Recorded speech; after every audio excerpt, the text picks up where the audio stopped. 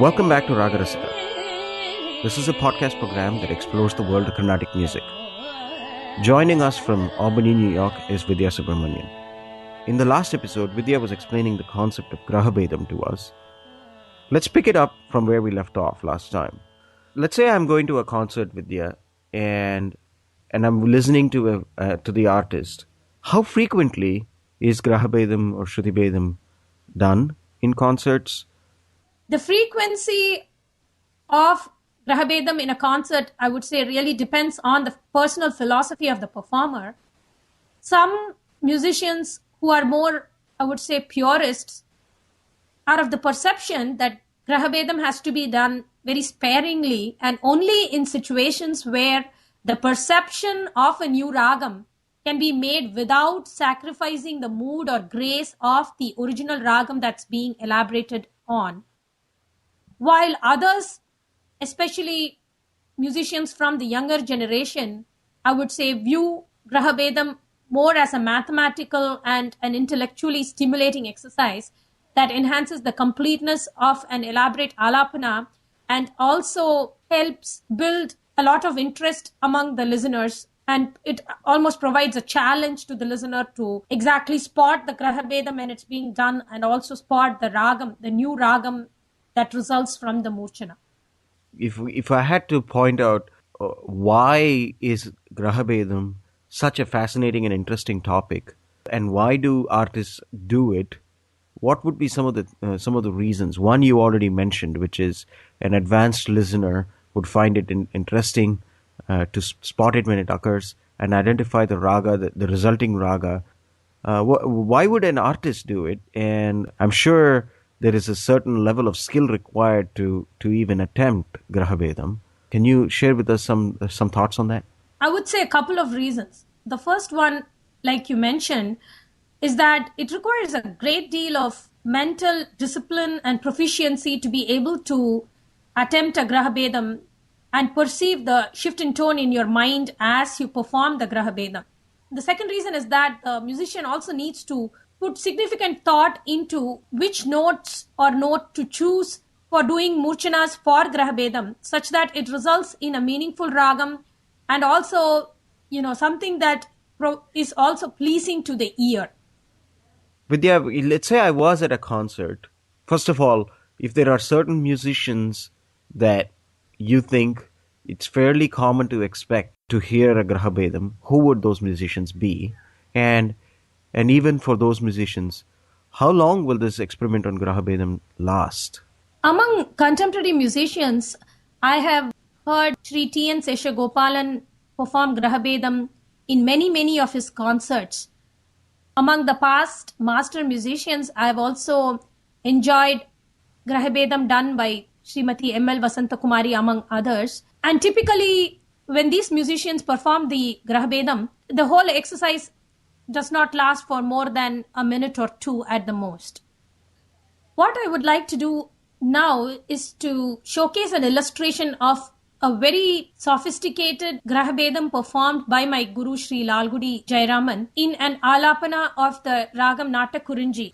And by performing Madhyama Murchana of Natakurinji, where the perception of the original Ma of Natakurinji is so shifted such that it becomes the new Shadjam, he has very successfully and sensitively created a feel of Neelambari Ragam without sacrificing the melodic integrity of Natakurinji. So, for our listeners today, I'm going to play 3 snippets. The first snippet is the portion of the original Alapana where the actual Graha Bhedam of Natakurinji is performed to result in Neelambari Ragam.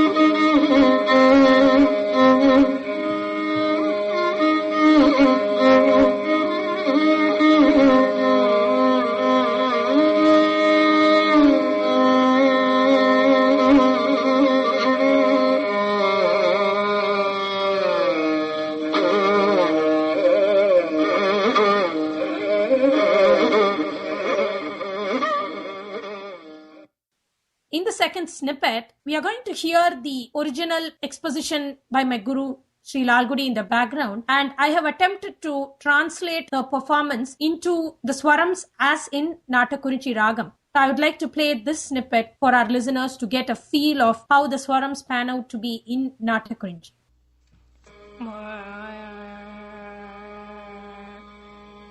Dani sa sa ga sa sa sa ni da, dani sa sa ga sa sa ni da, pa da pa sa da ni, dani sa sa ma ga ri ga ma ga sa sa ni da, dani sa ga sa ni da, ni sa ga sa ni da, pa sa da ni.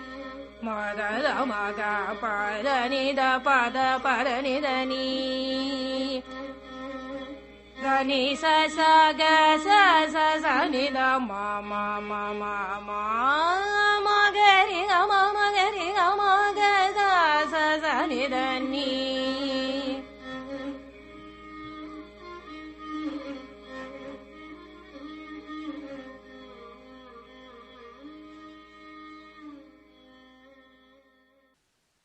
In the third snippet, I would like the listeners to shift their perception such that the Ma of Natakurinchi becomes the new Sa, and I have now rendered the swarams as in Neelambari Ragam when the Graha Bhedam is done.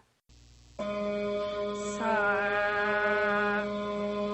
ga ma pa pa ni pa pa ma ga, ga ma pa pa ni pa pa ma ga, re ga re pa ga ma, ga ma pa pa sa ni da ni pa pa ma ga, ga ma pa ni pa pa ma ga, pa ni pa ma ga, re ga re pa ga ma, sa ga ga sa ni re ga ma ga ma, ga ma pa pa ni pa ma ga, sa ni da ni sa ni pa ma ga ma.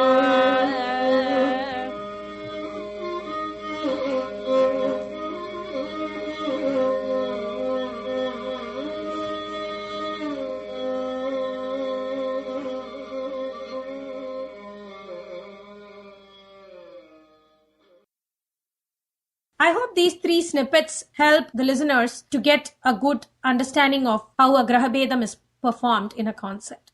Very interesting, Vidya.